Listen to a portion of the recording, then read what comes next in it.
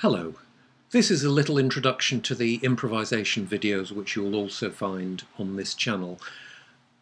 These videos are intended first of all for children and adults who are already learning with me, but they're also for anyone who's interested in improvisation, particularly beginners or people who've either never played before and don't know anything about music, or people who already play but have never improvised and perhaps think they can't. So it's for anyone, including complete beginners, including you.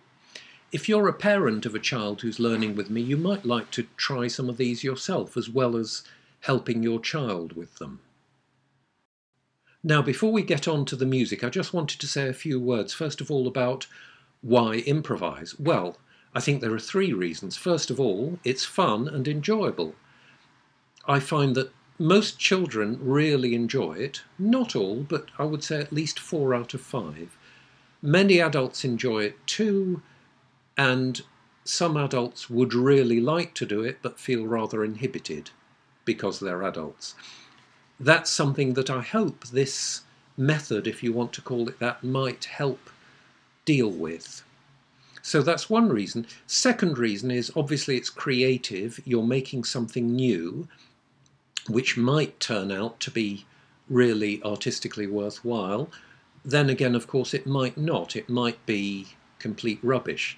But we don't worry about that. That's all part of the process.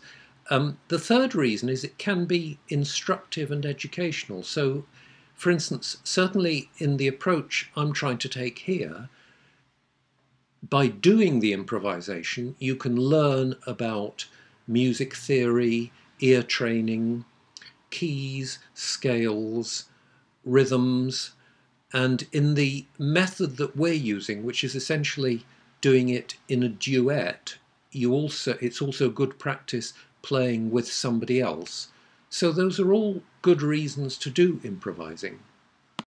Now, I just want to mention why I think this approach is a bit different from some other approaches.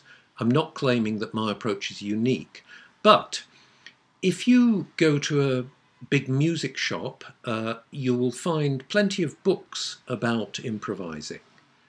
They'll almost certainly all or nearly all be in the jazz section, and they all tend to assume you have quite a good knowledge of music theory before you even start. I think that's a pity. First of all, jazz isn't the only type of music that can involve improvisation, but also I think it's a pity that the theory has to come first. You can do it the other way round. You can learn by doing it, and doing the improvisation can help you learn the theory, and that's the approach I'm trying to take here. So, how does it work? Well, this approach is based on playing in a duet. I play an accompaniment which is not improvised, or mostly not improvised, and you improvise along with that, following certain very simple rules.